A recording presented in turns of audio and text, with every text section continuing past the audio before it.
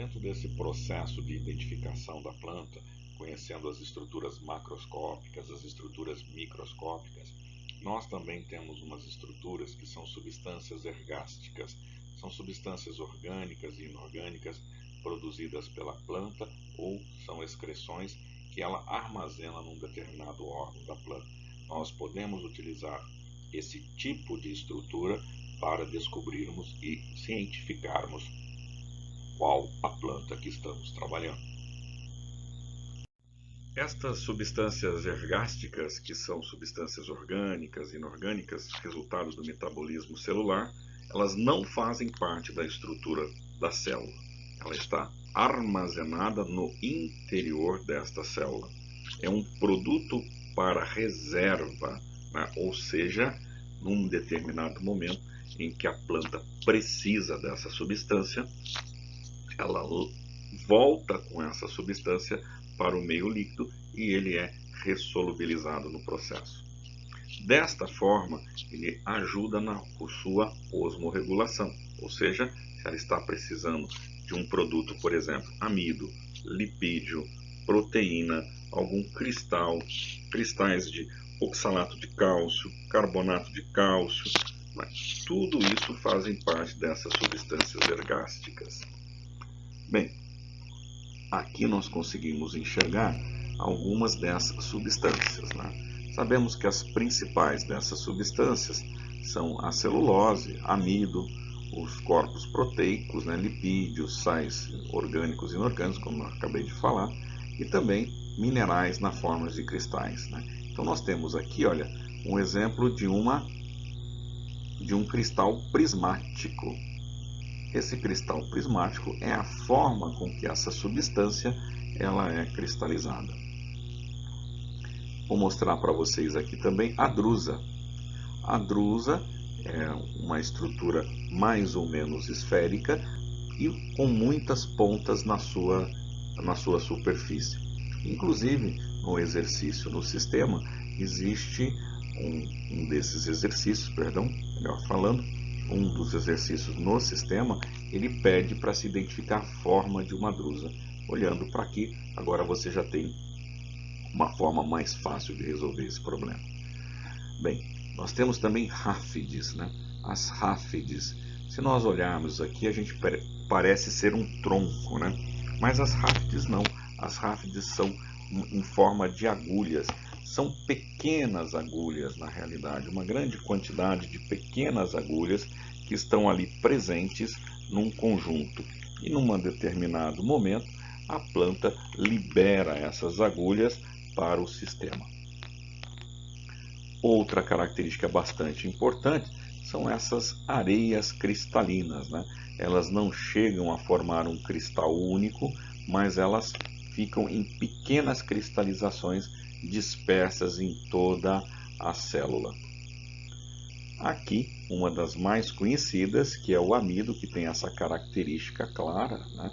Lembrando que o amido ele está presente em várias plantas, principalmente naquelas plantas que nós já conhecemos, como por exemplo o milho, como por exemplo a mandioca, como por exemplo a batata. Então ela tem esses tipos de inclusão celular. Bem, agora eu gostaria de mostrar para vocês as estruturas como nós a vemos no microscópio. Veja bem, aqui nós tivemos a felicidade de observar a planta liberando as ráfides. Observe como são agulhas bem afiladas, bem pequenininhas, né? Existem algumas plantas tóxicas que têm uma quantidade muito grande dessas ráfides. Uma delas é aquela comigo ninguém pode. Então aquilo gera uma série de irritações na garganta quando alguém inadvertidamente consome essa planta. Mas não é só isso que gera toxicidade. Isso vai gerar perfurações na região do esôfago, mas juntamente com o látex interno desta planta, que é resina, com esse látex, ele é irritante, isso gera esse processo de toxicidade. Agora vejam a drusa. A drusa ela tem essa característica, se nós olharmos aqui na parte central, ela é parcialmente esférica, né? Ligeiramente esférica, mas cheia de pontas. É assim que nós reconhecemos. E a gente consegue ver bem aqui no círculo, né, aonde está a célula e aonde está a inclusão. Aqui nós temos um cristal, né? Esse cristal aqui, foi até difícil de enxergar esse cristal. Quando a gente estava pesquisando essa planta, eu não enxerguei esse cristal. Foi uma outra pessoa que me falou, olha, tem uma inclusão de cristal aqui, uma inclusão cristalina aqui dentro, né? Seu Roberto, lá da Farmacognosia da USP. Nós também temos essas inclusões lipídicas. Essas inclusões lipídicas, quando nós coramos com esse reagente aqui, o Sudan 3, ele tem essa coloração. Ele nos apresenta essa coloração, um rosa avermelhado. E assim nós conseguimos identificar bem a presença dessa inclusão, no caso lipídica.